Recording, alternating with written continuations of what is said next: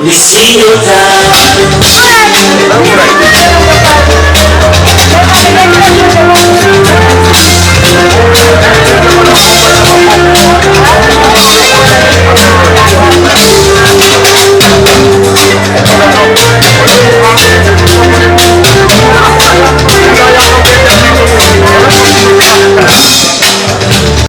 di nuyu le comité national des Miss du Sénégal jaarale nuyu bi ci madame Amina Badiane présidente bi mu tekk ci nuyu bi ci délégation bi àndal yëpp di nuyu le directeur général de la manufacture sénégalaise di nuyu Aïda sama wujju bi toog na sama sët la Aïda Diarra Couture maa ngi lay nuyu baax a baax di nuyu bépp membre association handicapé bu fi toog maa ngi lay nuyu dinañ jox yi bépp seen yéeguwaay di nuyu tamit si kan bi ngeen àndal ak yu baax te am contentement boo xamante ni am na commencement waaye amul fin parce que vraiment man dama naan je suis fière ndaxte association handicapé ñu ngi ko créé en 1968 je suis la première femme à être présidente de l'association départementale des handicapés moteurs kon tey bu association mi si ñëwee indi ay dons pour les personnes handicapées en tant que femme je suis fière ba am naa contentement boo xam ne vraiment gàcce ngaalaam nous les femmes parce que association yi bëri nañ fi liggéeykat yi bëri nañ fi mais c'est une première au Sénégal une association xalaat les personnes handicapées ñëw indi ay dons pour ñoom surtout le problème de mobilité dafa am si handicapé yi ndax am na handicapé yoo xam ñu ngi toog amuñu du leen yóbbu xale handicapé bi nga xam te dafa toog mënul def dara yaa am toujours da koy yëkkati di ko fab ku mel comme kay àllangal ne toog ne doomam mënul dara moo boot mooy yëpp te ji appareil yi bu ko jëlee doom ñu tekkasi ceinture ko mu mën a yaxam yi mën a defaru déjà loolu li ngeen def sax xamu leen ko parce que vraiment nekk na loo xamante ni ndimbal la si handicapé bi particulièrement parent handicapé bi parce que yor handicapé dafa metti handicapé sonnul mais ki koy yor moo sonn dafa metti trop surtout xale yi handicapé ndax parents handicapé yi ñi fi toog te nekk ñu handicapé c'est des parents handicapés seen doom yaa ngi si kër yi mu ñu leen yëkkati ñu yor handicapé yu lourd yu metti kon tey bu ngeen ñëwee indi vraiment appareil yi duñ def lu dul di leen gërëm parce que appareil orthopédique dafa nekk appareil du cher appareil boo xamante ni pour nga jënd ko c'est tout un problème parce que ça coûte cher au Sénégal pour nga gis ko sax des fois problème lay doon ndax dafay rare pour nga gis façon appareil yi liñ koy amee rek mooy benn ingénieur rek may la ko mais une association sénégalaise ñëw ay doomu sénégalaise ñëw may ñu ko c'est une première te yéen a ko def mu le comité de Miss du Sénégal mu bëgg ngeen tàccul ma Miss yi bu baax a baax à travers Amina di leen ñaanal yàlla suñu borom defal leen lépp lu ngeen mën ren yàlla ngeen mën lu ko ëpp déwén ndax kontaan nañu ndaxte li olof yi naan kii am añ di la jox bu la duggee reer war nga kaa këm kon lii nekk na lu rëy si ñun te ñu ngi leen di remercier di leen ñaan yàlla sa dool leen taxawaay bi yokk leen mën-mën bi si barke Seydina Muhammad sallallahu taala alayhi wa sallam merci ñi toog si kanam mais handicapé yi war a défilé suba incha allah mooy 5 yi suba incha allah te c'est une première dans l'histoire du Sénégal ay femmes handicapées ay jeunes filles handicapées ñëw di défilé kon ñu ngi koy gërëmee Aïda Diarra bi tey bu ma demee ba xam Amina grâce à Aïda kon Aïda tamit bëgg naa ngeen tàccul ma ko bu baax a baax vraiment lépp moom la bu handicapé yi demee tamit participer tamit si défilé de mode c'est grâce à elle kon Aïda maa ngi lay sant di la gërëm di wax ne ndaw moom da nga koy ñaanal rek ndax borom kër gu ñuul doo gërëm waaye da nga koy ñaanal kon ñu ngi lay ñaanal yàlla suñu borom doon la taxawaay bi yokku mën-mën bi gën a wéral cër yi ba fi nga bëgg a yóbbu développement ak art bi yàlla suñu borom defal lu raw sa njort si barke Seydina Muhammad sallallahu alayhi wa sallam merci Cheikh del ba xam ne moi je suis de Benno Bokk Yaakaar depuis 2012 maa ngi ñu ngi sur le terrain te doo ba xam fayal suñu bopp personnel bu dee courant bi ñëw na mu cher comme ci atelier de machine yi ñu utilisé foofu di dagg bi courant la yi couture bi tamit la même chose su ko defee même cordonnerie machine bi tamit courant la dañuy obligé personnel bi dañuy muñ ñu fay courant bi parce que bu courant bi tàkku duñu liggéey loolu la mais yàlla baax na. essayé ngeen approché état bi wala. plusieurs fois porté nañ plaidoyer ba tey surtout la journée mondiale des personnes handicapées. Actuellement le représentant du service régional de l'action sociale mi ngi si salle bi ndax ñooy suñu tutelle action sociale lépp lu ñuy def action sociale da si bokk en tant que état parce que ñoom ñooy suñu service technique même le représentant du service régional de l'action sociale est dans la salle waaye dafa des waaw des na lu bëri waaw mujj ñu dañ ne comme ñun ONG moo ñu ko tabaxal du état nañu am jom ndax buñ ko tëjee suñu bopp lañ ko tëjee te même Fra topp na leen ko ba taay pour ñu mën a participer si yenn foire yi mais mënuñu ko am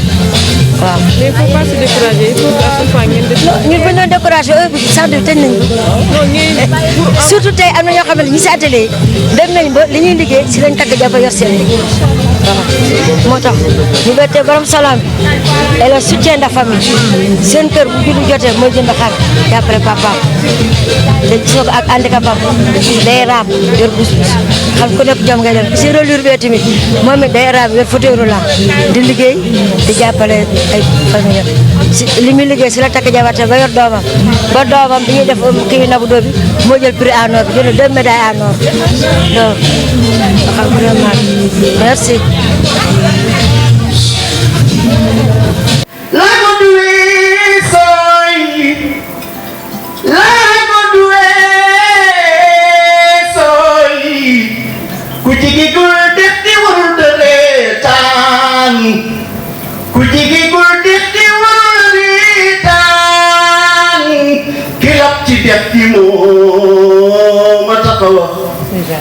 Miss Sénégal am na jaloore ku def lu rëy am na lu rëy tey yaa fi njëkk a ñëw sigil handicapé Sénégal rootini ci saa yi doone ko bismillah ne leen alhamdulillah ne ko bismillah ne leen ko alhamdulillah ne ko bismillah ne ko alhamdulillah bu ñu amee Miss Sénégal bu ñu seet si mbay ñu ay xewal jërëjëf.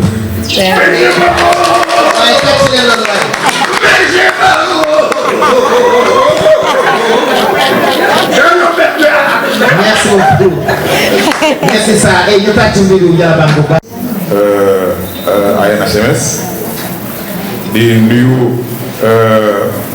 sunu gan yi jógee Dakar teewal fii l'association Miss Sénégal et que ca bopp ba de madame Amina di nuyu tous les invités yi fi teew. Waaw, donc je suis là en tant que représentant de l'action sociale au niveau de la région de Thiès. Ñu ngi rafetlu vraiment initiative bi nga xam ni moom la Miss Sénégal def ku ne xam ne ni Sénégal depuis 2012 dañoo engagé wu ci plan Sénégal émergent te loolu ku ko waxee rek am na ci axe bu am solo bu tudd développement du capital humain loolu nag ku ko wax da ngay xam ni l'humain est au cœur des politiques sociales au Sénégal loolu day tekki ni képp ku ñu defal ci nit ndax nit moo nekk ci centre lépp lu Sénégal def ci affaire politique moo tax képp kuy dimbali nit yaa ngi def li président de la République bëgg ndax nit moom mooy outil pour développement d'un pays te ku ne xam ne aussi ni handicapé avant xëy na 2012 nekkoon nañu ci approche de gestion des besoins mais depuis 2012 bu ñu érigé une direction action sociale en direction régionale direction générale dañu am approche bees mais approche par les droits fexe ba jox handicapé yi seen droit te droit bu gën a am solo ci àdduna ci handicapé mooy droit à l'autonomie fexe ba nit ki mën na déplacé wu ndax ku mën a jóg ku mënta jóg fu mu toog mënta doxale ay mbiram mënta liggéey mënta def dara donc autonomisation moom mooy li ëpp njariñ ci li ñu mën defar handicapé te je pense que ku indil handicapé appareil orthopédique fexe ba su bëggee jóg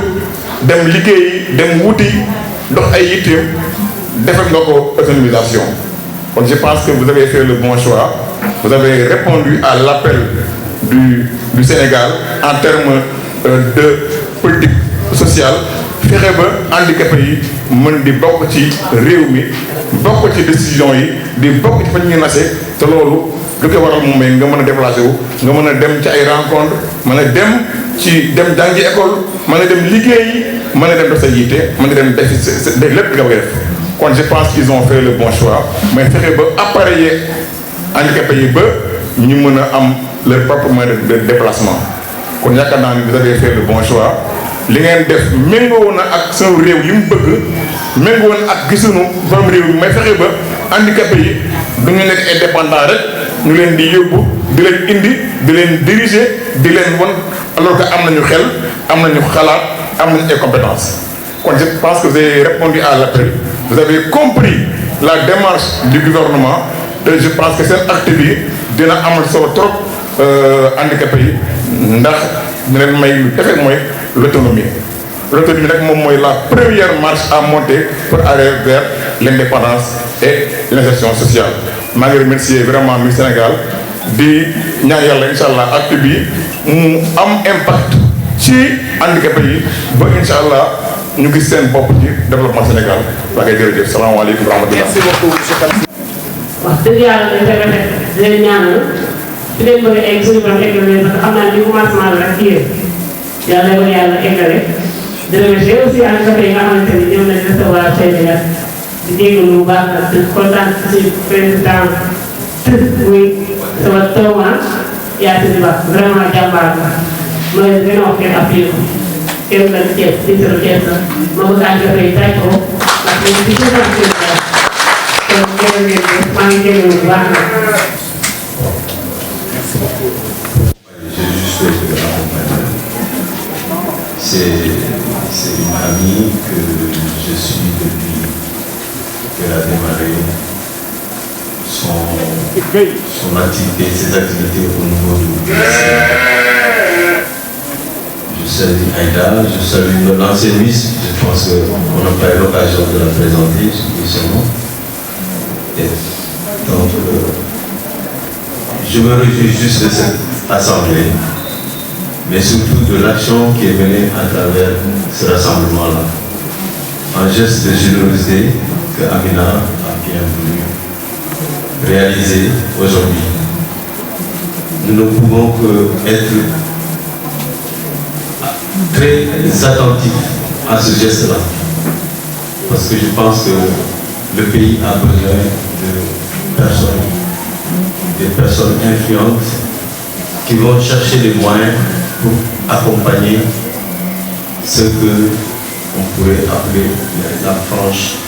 sociale la plus affaiblie. Et pour moi, c'est un grand geste et ça doit faire réfléchir tous ceux qui ont les moyens ou les possibilités de faire ce geste. Amina, donc bravo à vous, je vous remercie et je souhaite bon vent à Miss Sénégal. Merci. Qui conduit auto, gagné encaissé. Bu xaj doon ne gendarme ba lu ko neex marqué pour ñëw doole dee moom dañu cee boole. Tàccu leen masa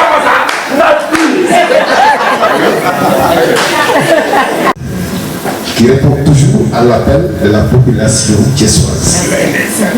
rawatina ñi nga xamante ni dañ leen tuddee les handicapés mais man dama leen tuddee les handicapés fii ñëpp a mat ne toi yàlla macha allah tàccuwaat leen loolu waaye gis. ba ca kursu maam la lépp lu waaye xewle Thiès na wax ay dara nga ca moo xam mu ne Sénégal wala mu nekk bitim réew de près ou de loin il est en train d'accompagner tous les artistes citoyen lambda képp ku xewle ay dara mu ngi ci def le maximum possible afin que cette bés am réussite absolue et totale mais tàccuwaat leen ma gis. bu amul limite vraiment di jël gërëm gi yëpp nag di ko delloo la présidente Yacine mi nga xamante ne damaa dem ba nga xamante ne dañoo gën a jegante léegi mu ngi noonu vraiment merci madame la présidente ci facilitation bi nga xamante ne yaa tax ñu accéder pour mun a ñëw fii ak di jël lépp nag di ko delloo la présidente comité bi Sénégal Amina Badiane ndaxte yaakaar naa ne liggéey bi su amee c'est grâce à elle chaque jour mu ngi xool lan mooy développer réew chaque jour mu ngi xool naka lay def ba indi ay aide ci dëkk bi mu ngi xool naka la avancement di amee ci secteur de la jeunesse bi surtout la jeunesse ci loolu ci la ñu mën waxtaanee ba mu am ay bagages yoo xam ne da koy maye chaque jour à chaque fois gis nañ sax ambulance yi nga xamante ne moo koy maye te la plupart des fois sax da koy bëgg di publier lu bari parce que lépp looy def rek ngir aider les personnes yaakaar naa ne def te yàlla tax jarul kenn ku nekk nga woo ko ndax gis nga ko nii elle marche inaperçue li muy def defee koy daray bruit biñ ci waxtaanee ba nga xamante ne ma ne ko centre handicapé de mu ngi fi mu ne ma waa loolu de moom xel la loolu moom dama ciy taxaw ñu jël bagage yëpp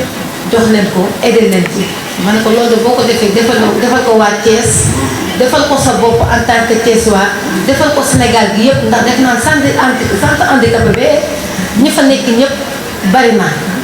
def naa ne département bi ñu bari ñu ngi ci biir ci li ñu xam kii mooy président Diender mu ngi noonu kon loolu mooy témoin département bi kon boo ñëwee ci centre handicapé mel na ne laal nga département bi yëpp kon madame la présidente ñu ngi lay wax merci beaucoup on te félicite on t'encourage lii ngay def nii luñ ci am wala loo xamante ne ñun yaa ngi ñu ci soutenir ci dëkk bi ñu nekk c'est grâce à toi yaa ngi génn bitim réew di dox di wax lépp pour xool sa Sénégal naka lay avancer donc dañ koy wax madame la présidente merci beaucoup ci appui yi nga xamante ne yaa ngi koy def partout au Sénégal dañoo gis bu Thiès rek mais ci Sénégal yëpp la koy def ndax bari gi démb rek la may ambulance fële ca Dakar te c'est pas la première fois donc merci beaucoup di aussi remercier suñu directeur manufacture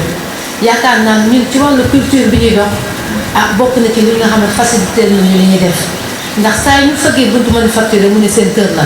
ñëw leen def ci li ngeen ci bëgg wax ci li ngeen ci bëgg te yaakaar naa ne wàllu culture ak wàllu artisanat visibilité liggéey lañu am montré suñu liggéey vraiment kon DG ñu ngi lay wax merci beaucoup ci accompagnement bi ci soutien bi ci visibilité bi ñuy may suñu liggéey ñu mën koo mën a étaler nit ñu mën koo gis vraiment di leen remercier yéen ñëpp def naa centre bi fii dama fay am ay mannequin am fi ay stylistes yoo xamante ne Amina dañoo war a présenter wu suba le 16 fële ci promenade ba comme ni ñu ko waxee pour une première fois duma ko parce que ñoom dañoo bokk ci société bi parce que dañ ci am ay coiffeuses comme ni ñu la ko présenté tey am ci ay stylistes am ci ay poètes ñoom ñëpp am ci ay mannequins vraiment kon dafay baax ñu leen di boole ci suñuy événement loolu moo waral ñoom ñu bokk ci événement bi le 16 incha allah Abdou Aziz mu ngoo ko albinos aussi dafa bokk ci mannequin yi mu ngi noonu kon vraiment mu doon affaire bu riche vraiment ñuy remercier ndax naa ne affaire bu gënee riche am yenn niveau yi c'est grâce à Miss Sénégal parce que moom moo ñëw indi ay matériel accompagner indaale ay chaises roulantes vraiment ne dafay motiver ni yëpp pour ñu àndandoo liggéey ko ba mu rafet kon vraiment man daal damay kontaan daal ci ñëpp Sano ko maa ngi lay remercier bu baax a baax Bismi maa ngi lay remercier Mbidou maa ngi lay remercier ci way bi nga way Miss Sénégal ndax vraiment loolu ça nous a touché ni nga ko wayee neex na te vraiment jaajëf daal la ñu mën a wax ñu ngi leen di jaajëfal suñu kilifa yi merci beaucoup. loolu yàlla def na ko. fii nag suñu kër la. waaw maa ko bi ñuy ñëw maa ko naan nuyu ma Massamba. Massamba sama xarit la. vraiment muy sama nit koo xam ne yàgg nañ ànd ci liggéey bi. waaw fii nag Amina mën naa ni dama fi am wàll. parce que ana Massamba sax. daa ñëwul. moom boo ci nekkee. mooy président waaw ay jàmbaar lañu. mën naa ne ñoom am nañ si ci bëri am nañ ay terrain. grâce à Massamba. loolu aussi baax nañu saluer ko xam ko. man nag ci bisu tey bi dinaa yóbbu waa 10 terrain doole ko suñu siège. ci tonton Amina jàppale leen ko ci seen bés yi dama ne woon tey moom dinaa fi jaar rek apporter la loolu ci jërëjëf kontaan nañu bu baax a baax. ku ne xam na ko ci comité Miss Sénégal tey ji waroon na fi ànd ak ñun ñëw teew mais malheureusement itte yu bari yi rek ku ne xam na ni moom dafa amul benn jot waaw Miss Sénégal moom mooy Fatou Lo mi ngi nii toog ci sama droite mi ngi nii Fatou jógal kii mooy Miss Sénégal Fatou Lo mi ngi nii kii moom moo représenté le Sénégal war a aussi représenter Sénégal à l'élection Miss Monde le concours international mi ngi koy préparer fii ak fin d'année waaw sama gauche Koumba Sandé moom mooy dauphinu Miss Sénégal moom région de Kaolack la jóge ngeen tàcc ko bu baax a baax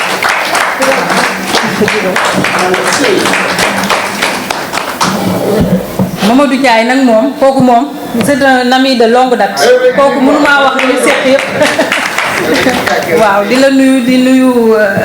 ñi fi toog ñëpp daal waaw parce que mën naa fàtte kenn mais daal bàyyiwuma kenn nuyu naa ñëpp am na sama frère yu fi teew Mansour Badiane xam naa mi ngi ci biti ak ñeneen waaw di leen wax ni rek lii daf ñu war parce que li ma gis fii vraiment doy na mbégte la parce que man mosuma woon xam ni lii am na fi parce que soo duggee fii yaa ngi gis lu nekk façon corps de métier bu nekk mi ngi fi lii dafa jara magnifier parce que ñun defoon nañ ni rek da ngeen di toog nii di def ay cours di kii mais non fii façon sérigraphe a ngi fi batik baa ngi fi kii bi am na garderie d'enfants lépp a ngi fi cuub yaa ngi fi confection yaa ngi fi lépp a ngi fi donc macha allah ñu ngi leen di gërëm di leen sant di leen féliciter parce que lii dafa bokk ci développement du Sénégal parce que lii rek moo mën a développer Sénégal créer des activités mu leen di occuper ngeen ciy xëy di liggéey di jàppale nit ñi nga xamante ne nii ñoom ñoo ko soxla donc vraiment kontaan nañu ci liggéey bu rafet bi ngeen di def waaw di leen xamal ni leen nag ñun lii dutuñu ko gëj a def parce que ñun aussi dañu am deux casquettes man d'abord présidente comité Miss Sénégal la en même temps ambassadrice African Tourism Board la donc sama rôle aussi mooy jàppale askan bi passer le message aussi au niveau international ba nga xamante ni képp ku bëgg a def ndimbalam jàllale ko ci ñun indi ko fii loolu moom mooy suñu rôle du rek affaire concours de beauté défilé comme niñ ko tuddee defe ni lu xaw a ñàkk fayda la fekk na au contraire dañuy jàppale suñu dëkk ñun dañuy liggéey ci développement que ça soit tourisme que ça soit culture que ça soit économique bi nekk ci dëkk bi donc du ma pare te du ma remercier wu ma aussi sama ay partenaires parce que activité sociale yi may def du lii rek damay may ay ambulance matériel médical ay dajara bi wax na ko sànq donc du lii rek laay def ci loolu laay yëngu di ci ànd ak sama partenaires yi mënuma leen a bañ a remercier di fondation CMA CGM di remercier association Scola pour le Sénégal de maître Olivier Blanc di remercier AEM di remercier aussi groupe Medifama bu monsieur Idrissa Diarra ñoom dañ may jàppale toujours ci récolter wër dajale bagages yi yàpp conteneur indi parce que loolu aussi entreprise la loolu aussi équipe moo koy def c'est un travail d'équipe donc du benn nit donc di leen sant di leen gërëm di kontaan merci beaucoup waaw maa ngi am terrain yi kon kay dañ ko defaat comme ni ko Amina waxee sànq incha allah damay représenter Sénégal Miss Monde bu 2022 incha allah dinaa porter message à ce que nit ñi jàppale leen parce que li ma gis sànq j'ai été vraiment submergée par de ce que j'ai vu tout à l'heure donc dinaa de ma qualité de Miss incha allah dinaa def le tout à ce que ñu xam ndimbal bi ngeen def merci beaucoup. waaw am na koo xam ne nag Doumbouya monsieur le DG de la Prestige mënuñu koo fay wëlbatiku mu may ay terrain yu dul jeex donc mention spéciale vraiment kontaan nañ ci yow jërëjëf. accueil bi vraiment kontaan nañ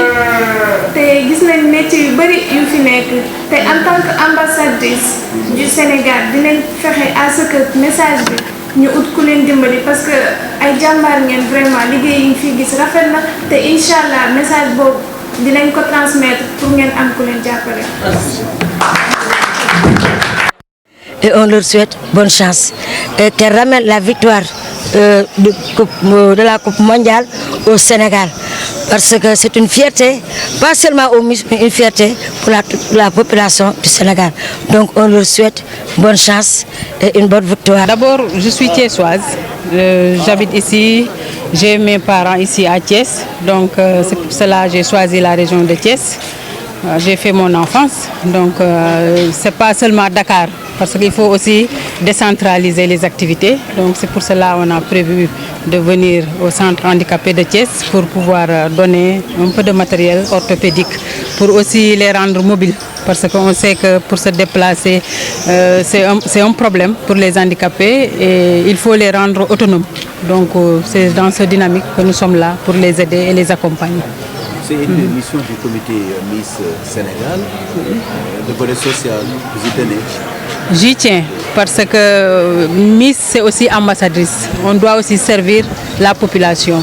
C'est pas seulement un concours, un défilé de mode, mais aussi il faut qu'on soit à côté de la population et des personnes qui ont eu le besoin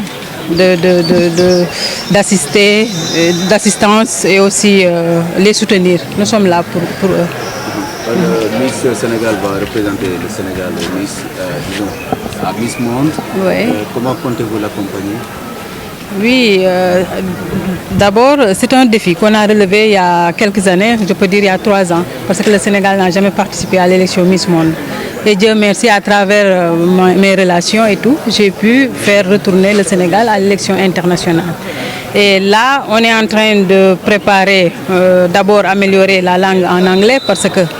anglais, c'est une langue internationale. Aujourd'hui, c'est important. Donc, elle est en train de suivre ses études et aussi des cours de formation,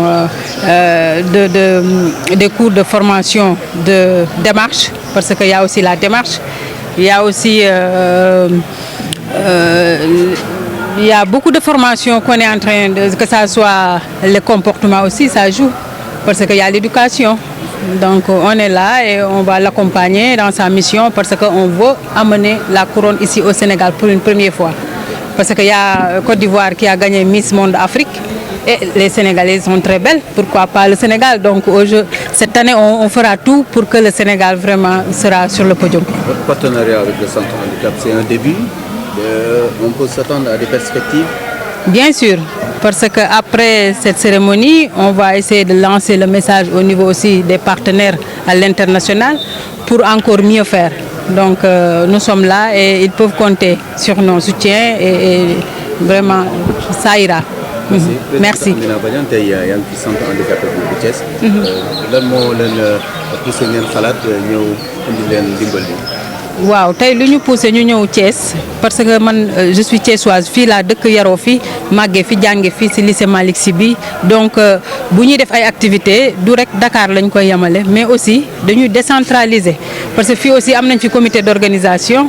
am nañ fi ay sœurs yoo xamante ne nii ak ay xarit yoo xam ne ñi ngi fi peut-être nekk handicapé donc ñooñu dañu jar a jàppale moo tax ñu décidé ñëw fii ci ville de Thiès pour joxe dons yi fii ci centre handicapé bu Mbour 1. volet social bi mel ne bokk na ci seen mission. waaw volet social bi dafa bokk ci suñu mission parce que aussi ñun dañu amee association bu tudd Gorée Gétt boo xamante ne ni c'est pas la première fois ñuy def activité yu mel nii dañuy def sax di indi ay matériel médical chaque année ambulance médicalisée ay dons orthopédique matériel orthopédique dañ koy indi souvent di ci jàppale askan bi mais aussi d'abord di sant di gërëm le président Macky Sall parce que mi ngi ñuy jàppale bu baax ci à travers son gouvernement parce que ku ne xam ne ni don dafa bëri ay procédures am na il faut que bala nga ko mën a indi di nga def ay exonération di nga def ay demande acceptation de don donc vraiment administration bi pragmatisme boo xamante ni lépp luy autorisation ak kii acceptation ñu ngi siy jàppale ba nga xamante ni du ñu am benn jafe-jafe benn problème ci indi fi conteneur yi donc ñu ngi leen si sant di leen si gërëm te. am na yeneen mébét yu fi juddu seen diggante ak centre bi. waaw pare ngeen pour gën a yaatal partenariat bi. waaw pare nañ pour yaatal partenariat bi parce que lii du yem fii rek ndax dinañu wax ak suñu partenaires yi nga xamante ni ñoo nekk ci bitim réew pour que ñu mën leen gën a jàppale parce que dañu impressionné wu bi ñu ñëwee fii façon corps de métier bu nekk fekk nañ ko fi donc ñii ñu jar a jàppale lañu parce que dañu bokk ci développement dëkk bi parce que dëkk bi lii moo koy développé bu ñu wax formation professionnelle c'est important te tey vraiment gis nañu ñoom malgré seeni contraintes yi ñu am déplacement mobilité bi ak fatigue bi ñuy def mais ñu ngi liggéey ñu ngi defar lu nekk daal mi ngi fi xam donc ñu ngi leen ci sant di leen ci gërëm di kontaan. ni ngeen waajalee Miss Sénégal. par rapport compétition internationale bi la jëm. waaw ñu ngi koy waajal mi ngi préparé wu mi ngi def ay cours de formation en anglais di def cours